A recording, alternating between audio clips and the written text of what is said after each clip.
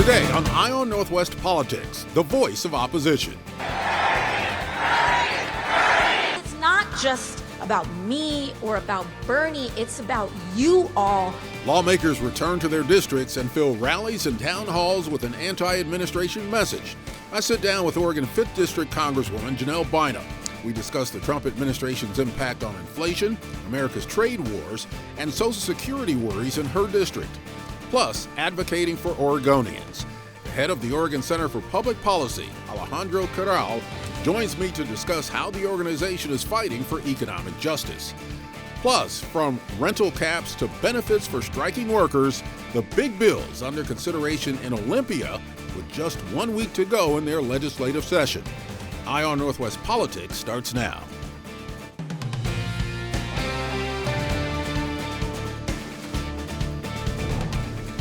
Thanks for joining us. This is Eye on Northwest Politics. I'm Ken Body. Let's get right to your top political headlines. Port of Portland commissioners will vote Monday on whether to revoke its diversity, equity, and inclusion policy to align with an executive order from President Trump. The Trump administration claims DEI programs are illegal and discriminatory. Coin 6 reached out to the port for details. It says its goal is to make a good faith effort to comply, as the port, including PDX, is a federal contractor and dependent on federal grants. Oregon Governor Tina Kotek fired Oregon's public defense director amid a years-long crisis and public defender shortage. Jessica Camphy is out, effective immediately, according to Kotek's office. Oregon Criminal Justice Commission Executive Director Ken Sanchagrin is now the interim executive director. Governor Kotek also announced a new plan that involves timelines and helping counties hardest hit by the crisis. She says it's unacceptable that more than 4,000 defendants in Oregon do not have attorneys assigned. And the Oregon Senate passed a bill that would provide $800 million in bonds for a Major League Baseball stadium in Portland. Senate Bill 110 now goes to the House. The money would eventually be paid back by a payroll tax on players and team employees. Supporters say the money is necessary for the Rose City to have a chance at attracting a Major League Baseball expansion team. Much of Oregon's congressional delegation is back in the state now as Congress takes a break for the spring recess. Among them, freshman Democrat Congresswoman Janelle Bynum, representing Oregon's 5th congressional district, which includes the southeast corner of Portland, most of Clackamas County, parts of Marion County, and across the Cascades to Sisters and Bend. As you might recall, Congresswoman Bynum defeated Republican Lori Chavez-DeRemer in November for this seat, who is now President Trump's labor secretary. Congresswoman Bynum, welcome back to Eye on Northwest Politics. Thanks for having me. You introduced the Protecting Families from Inflation Act, and your background is in business, so this is a concern for you. What would that act do? Well, what we're looking at is focusing on costs, jobs, and improving the quality of life for all residents in CD5. And so what we're trying to do is make sure that we have the right data to understand what the impacts of the tariffs are. Right now, it feels like people have, their hair is on fire, they're worried. But being worried without data, that's, I think, where we're trying to close the gap. And where do you think that data would lead us to in terms of being able to take action? Sure. So there are certain industries that are going to be disproportionately affected. We know we have the semiconductor industry, we have the wine industry here, we have commodities like wheat. We need to know exactly how that's going to affect American households and really how that's going to affect American farmers, Oregonian farmers, and Oregonian businesses at large. What do you think of the tariff strategy by the administration as a whole, especially as it relates to this, what we've got a trade war with China going on right now? I chuckled when I saw the Greek formula for how they came up with the tariffs. And I was like, I haven't seen that, because I'm an engineer and I like math. I understand, and I'm a business person. I've taken a number of math classes, and I didn't quite understand where they came up with that.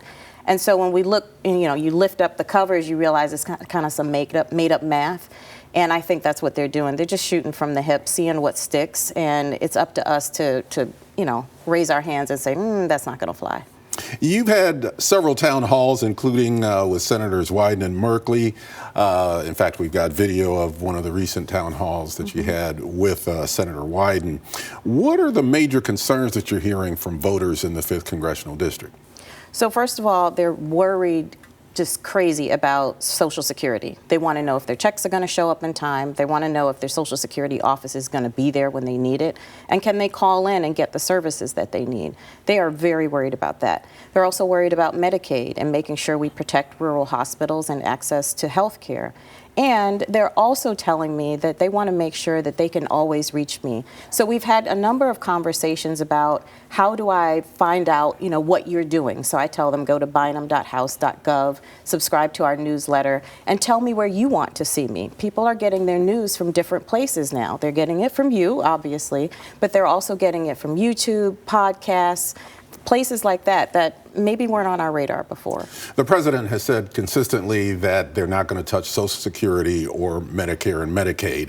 However, we're already hearing about staffing cuts. People are having a hard time getting to those agencies to at least get information about where they stand. So what do you see and what are you hearing along those lines? What I'm seeing is that we can't trust anything the administration is saying. As I said, they're just kind of throwing things up against the wall, trying to make $1 out of 15 cents. The math is not mathing. We're not in an administration right now that believes in transparency. We know that sunlight is the best disinfectant. They're not being truthful about things, and they're cutting corners.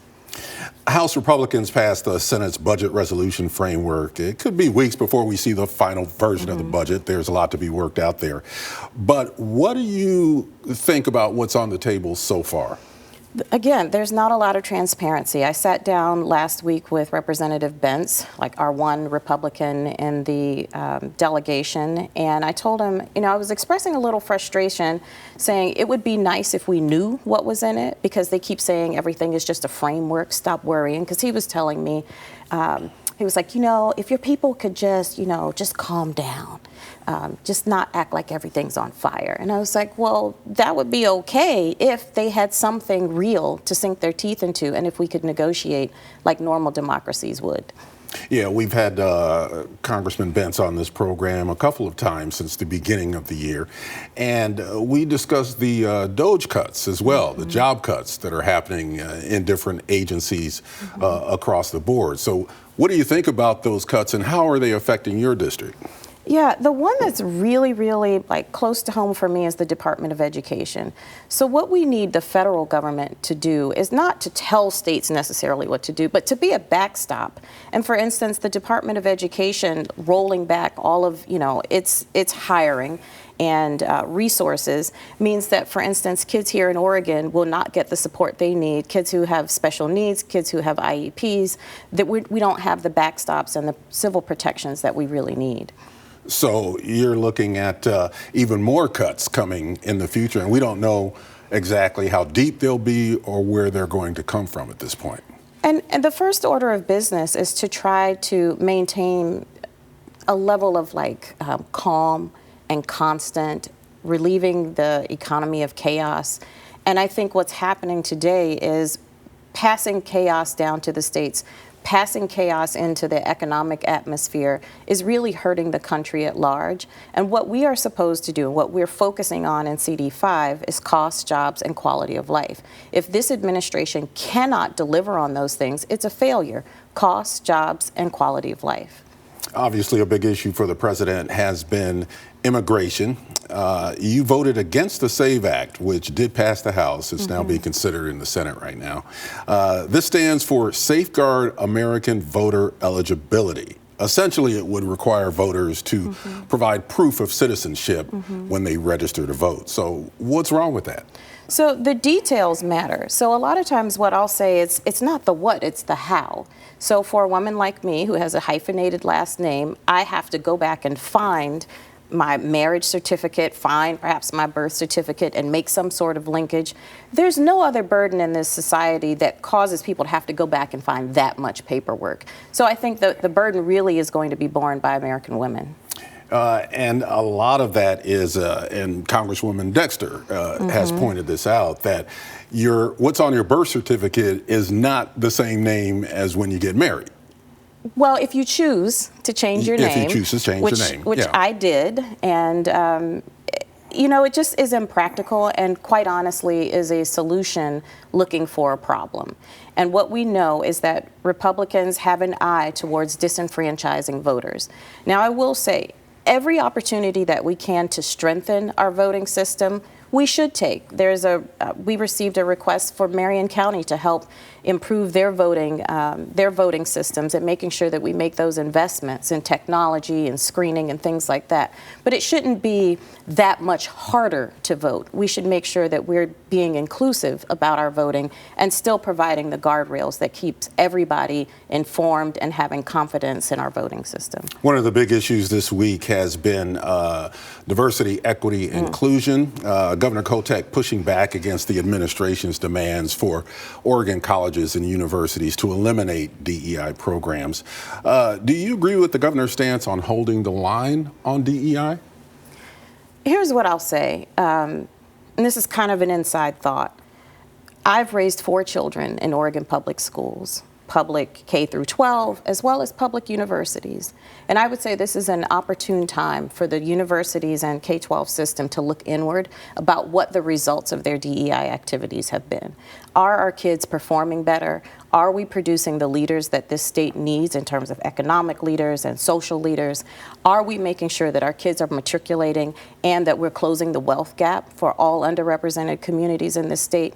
I would argue the answer is no. So if you're going to double down on the results. Don't double down just to protect an institution. So you're saying that this should be an opportunity for Oregon colleges and universities to look inward as well? That's where they should start. Congresswoman Janelle Bynum, thank you very much for joining Eye on Northwest Politics. My pleasure. Next, a Portland think tank advances its agenda, fighting for economic justice for all Oregonians. So what does that economic justice look like? My conversation with Alejandro Corral, Executive Director of the Oregon Center for Public Policy, right after the break.